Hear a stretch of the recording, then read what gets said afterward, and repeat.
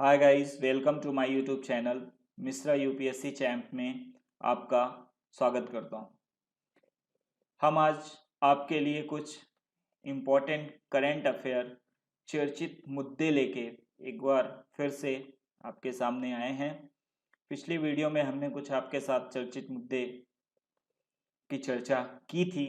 आज जिसमें हम कुछ चर्चित मुद्दे जिनमें हम बात करेंगे उसमें है WTO पैनल की सिफारिश को लागू कराने के लिए बाध्य नहीं भारत।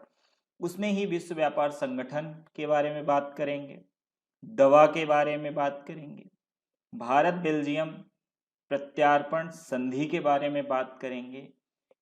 एक इम्पॉर्टेंट टॉपिक है शिक्षा में लैंगिक असमानता, उसके बारे में बात करेंगे। फिर बात करेंगे CCI भारतीय प्रतिस्पर्धा आयोग, इसके बारे में बात करेंगे। तो चलिए शुरुआत करते हैं अपने पहले चर्चित मुद्दे WTO पैनल की सिफारिश को लागू कराने के लिए बाध्य नहीं है भारत। तो चलिए शुरुआत करते हैं। WTO पैनल की सिफारिश हाल ही में संसद को सूचित किया गया है कि भारत अपनी निर्यात प्रोत्साहन योजनाओं पर WTO के विवाद निपटान पैनल की सिफारिशों को लागू कराने के लिए बाध्य नहीं है, क्योंकि भारत ने पैनल के इस आदेश को उच्च स्तर पर चुनौती दी है। बीते वर्ष 31 अक्टूबर 2019 को विश्व व्यापार संगठन वर्ल्ड ट्रेड ऑर्गेनाइजेशन WHO के विवाद निपटान पैनल ने निर्णय दिया था कि भारत की निर्यात संबंधी योजनाएं सब्सिडी एवं प्रतिकारी उपाय समझौतों के तहत निषिद्ध सब्सिडी की प्रकृति में आती है और विश्व व्यापार संगठन के मानदंडों के साथ असंगत है। अब WTO के विवाद निपटान पैनल ने भारत को विशेष आर्थिक क्षेत्र SEZ योजनाओं को वापस लेने के लिए 180 दिनों की समय सीमा प्रदान की है। क्या है विवाद? दरअसल 14 मार्च 2018 को संयुक्त राज्य अमेरिका के व्यापार प्रतिनिधि यूनाइटेड स्टेट ट्रेड USTR कार्यालय ने विश्व व्यापार संगठन WTO में भारत की निर्यात संवर्धन योजनाओं को चुनौती दी थी। USTR का तर्क था कि इन योजनाओं के कारण असमान अवसर पैदा हो रहे हैं, जिससे अमेरिकी कंपनी को नुकसान हो रहा है। तो USTR के अनुसार भारत सब्सिडी एवं प्रतिकारी उपाय समझौते SCM जो एग्रीमेंट के तहत की गई है, अपनी प्रतिबद्धताओं का उल्लंघन कर रहा है। USTR ने इस संदर्भ में भारत की 5 निर्यात प्रोत्साहन योजनाओं, निर्यात उन्मुख इकाइयों की योजनाओं व क्षेत्र विशिष्ट योजनाओं का उल्लेख किया है, जो कि निम्नलिखित है। पहला कौन सा है? इलेक्ट्रॉनिक्स हार्डवेयर प्रौद्योगिकी पार्क योजना। भारत ने मर्चेंडाइज निर्यात के लिए योजना, निर्यात संवर्धन कैपिटल गुड्स संबंधी योजना, शुल्क मुक्त आयात अधिकार पत्र योजना। तो USTR का मुख्य तर्क यह है कि भारत की उपरोक्त 5 निर्यात संवर्धन योजनाएं SCM समझौतों के प्रावधान 3.1A और 3.2 का उल्लंघन करती है, क्योंकि ये दोनों प्रावधान निर्यात सब्सिडी देने पर रोक लगाते हैं। व्यापार और विवाद और भारत क्या है? संसद में दी गई सूचना के अनुसार भारत वर्तमान में WTO में कुल 15 व्यापार विवादों में शामिल है, जिनमें से अधिकांश अमेरिका के साथ हैं। इन विवादों में से 4 में भारत शिकायती करता है, जबकि 11 विवादों में भारत प्रतिवादी है। विश्व व्यापार संगठन के बारे में बात करते हैं। WTO विश्व व्यापार संगठन वर्ल्ड ट्रेड ऑर्गेनाइजेशन विश्व में व्यापार संबंधी अवरोधों को दूर कर वैश्विक व्यापार को बढ़ावा देने वाला एक अंतर सरकारी संगठन है, जिसकी स्थापना वर्ष 1995 में मराकेश संधि के तहत की गई थी। इसका मुख्यालय कहाँ है? जिनेवा में है। वर्तमान में विश्व के 164 देश इसके सदस्य हैं। 29 जुलाई 2016 को अफगानिस्तान इसका 164वां सदस्य बना था।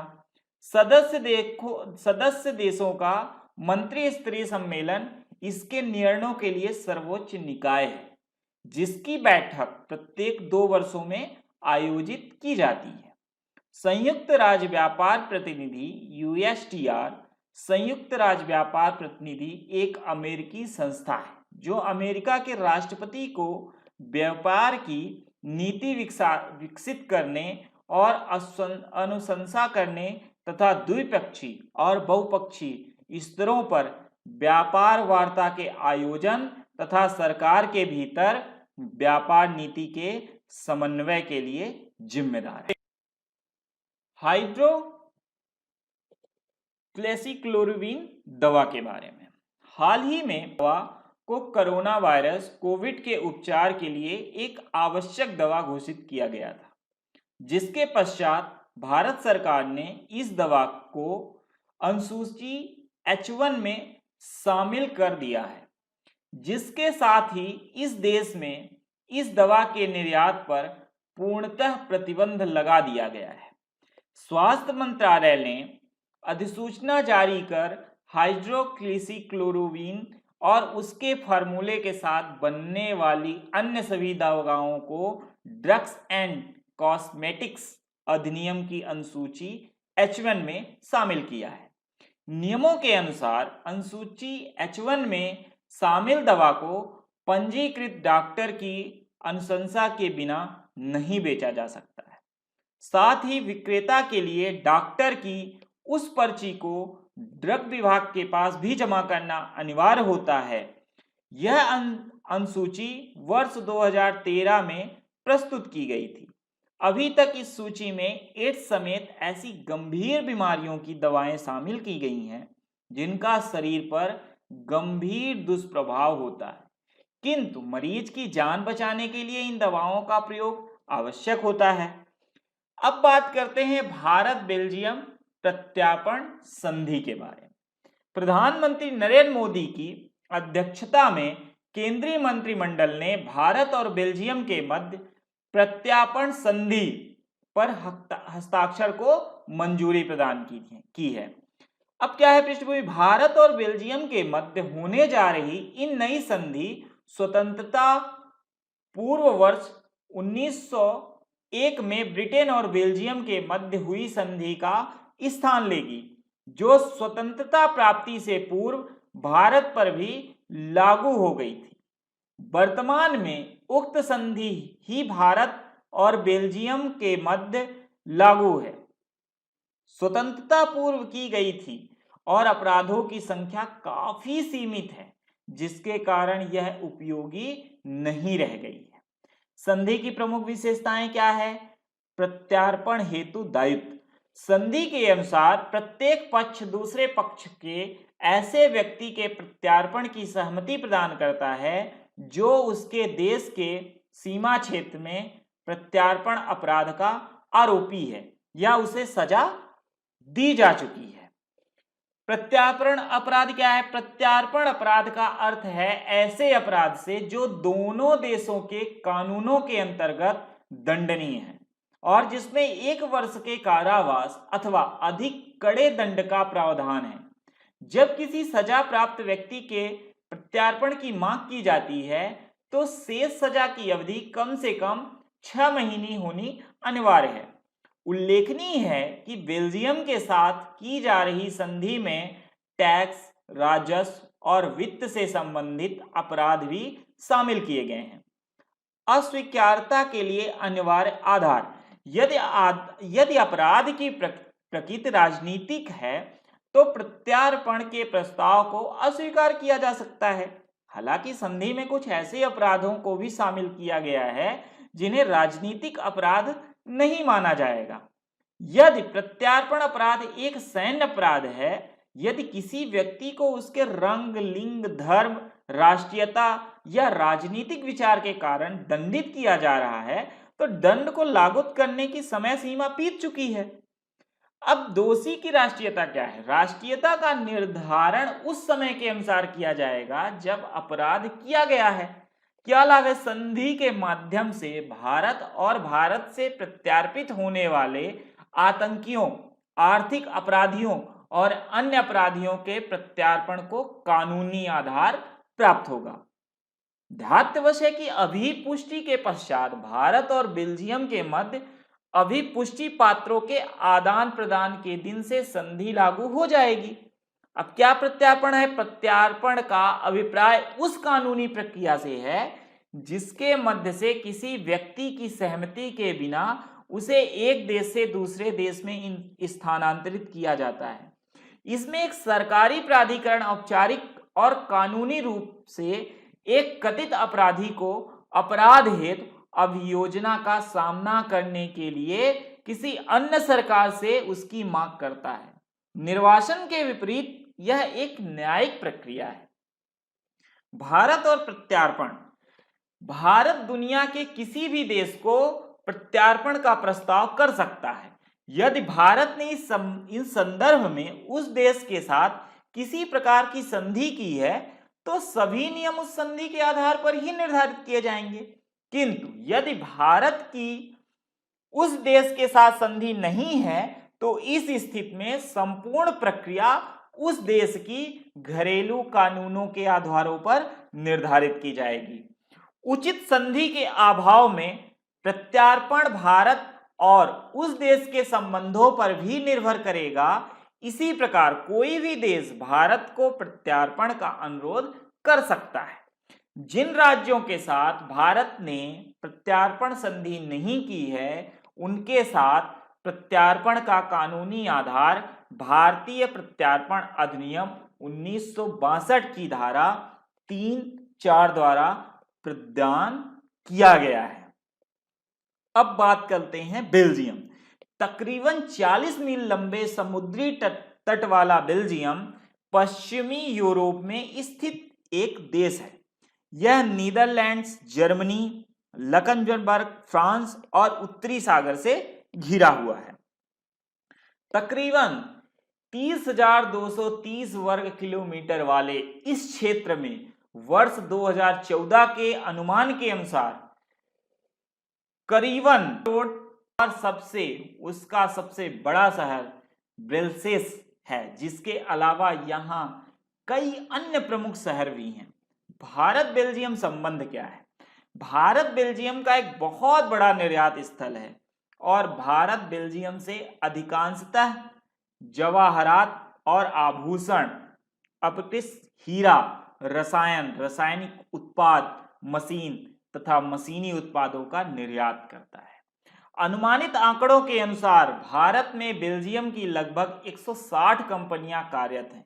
इसके अलावा सूचना तथा सॉफ्टवेयर क्षेत्र की दिग्गज कंपनियों जैसे TCS, इन्फोसिस, टेक महिंद्रा और HCL ने बेल्जियम और यूरोपीय बाजारों की आवश्यकताओं की पूर्ति करने हेतु बेल्जियम को ही अपना आधार बनाया है।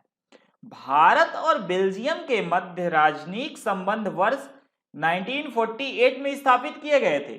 उल्लेखनीय है कि दोनों देशों के द्विपक्षीय संबंध काफी सौहार्दपूर्ण और मैत्रीपूर्ण हैं तथा बीते कुछ वर्षों में बेल्जियम ने वैश्विक परिदृश्य में भारत की बढ़ती भूमिका को मान्यता प्रदान की है। अब बात करते हैं अगला जो हमारा टॉपिक है, शिक्षा में लैंगिक असमानता। हाल ही में मानव संसाधन विकास मंत्रालय द्वारा राज्यसभा में जानकारी दी गई कि स्कूलों में सभी स्तरों पर लैंगिक असमानता को दूर करने हेतु विभिन्न कदम उठाए गए हैं। क्या कदम उठाए गए हैं, क्या बिंदु हैं? पहला, लैंगिक समानता सूचकांक, जिसको कहते हैं GPI, जेंडर पैरिटी इंडेक्स, विभिन्न स्तरों पर स्कूल प्रणाली में लड़कियों की समान भागीदारी को दर्शाता है। समग्र शिक्षा अभियान, जो कि स्कूली शिक्षा के लिए एक समेकित योजना है। ISEE के तहत स्कूली शिक्षा में लैंगिक स्तर को समाप्त करने का प्रयास किया जाता है। GPI इंगित करता है कि स्कूली शिक्षा के विभिन्न स्तरों पर लड़कियों की संख्या लड़कों से अधिक है। स्कूली शिक्षा में लैंगिक असमानता लाने हेतु समग्र शिक्षा अभियान के प्रावधान। क्या है? बालिकाओं की सुविधा के लिए उनके निकट क्षेत्र में स्कूल खोलना, 8वीं कक्षा तक की लड़कियों को मुफ्त में पाठ्य पुस्तकें वितरित कराने का प्रावधान, सभी लड़कियों को यूनिफॉर्म फॉर्म प्रदान करना, सभी स्कूलों में अलग अलग शौचालयों का निर्माण, लड़कियों की भागीदारी को बढ़ावा देने हेतु शिक्षक जागरूकता कार्यक्रम, 6वीं से 12वीं तक कक्षा तक लड़कियों के लिए आत्म रक्षा प्रशिक्षण का प्रावधान, विशेष आवश्यकता वाली कक्षा 1 से 12वीं तक की लड़कियों को वजीफा देना, दूरस्थ पहाड़ी क्षेत्रों में शिक्षकों के लिए आवासीय भवनों का निर्माण कराना, स्कूली शिक्षा के सभी स्तरों पर लैंगिक अंतर को कम करने और शिक्षा से वंचित समूहों की लड़कियों को गुणवत्तापूर्ण शिक्षा प्रदान करने हेतु कस्तूरबा गांधी बालिका विद्यालय खोले गए हैं, जिसका नाम है KGBV, कस्तूरबा गांधी बालिका विद्यालय। अनुसूचित जात अनुसूचित जनजाति OBC अल्पसंख्यक और गरीबी रेखा से नीचे जीवन यापन करने वाले वंचित समूहों की लड़कियों को 6वीं से 12वीं कक्षा तक की शिक्षा प्रदान करने के लिए खोले गए KGBV आवासीय सुविधाओं से युक्त है। 30 सितंबर 2019 तक कुल 5,930 KGB खोलने की स्वीकृति दी गई है। इनमें से 4,881 KGB का भी परिचालन हो रहा है, जिसमें 6,18,000 लड़कियों का नामांकन किया गया है। अब बात करते हैं भारतीय प्रतिस्पर्धा आयोग की, CCI की। किसी भी अर्थव्यवस्था में बेहतर प्रतिस्पर्धा का अर्थ है आम आदमी तक किसी भी गुणात्मक वस्तु या सेवा की बेहतर कीमत पर उपलब्धता सुनिश्चित करना। प्रतिस्पर्धा के इसी बृहत अर्थ को आत्मसात करते हुए वर्ष 2002 में संसद द्वारा प्रतिस्पर्धा अधिनियम 2002 द कंपटीशन एक्ट 2002 पारित किया गया है, जिसके बाद केंद्र सरकार द्वारा 14 अक्टूबर 2003 को भारतीय प्रतिस्पर्धा आयोग का गठन किया गया है। प्रतिस्पर्धा अधिनियम के अनुसार इस आयोग में एक अध्यक्ष एवं 6 सदस्य होते हैं।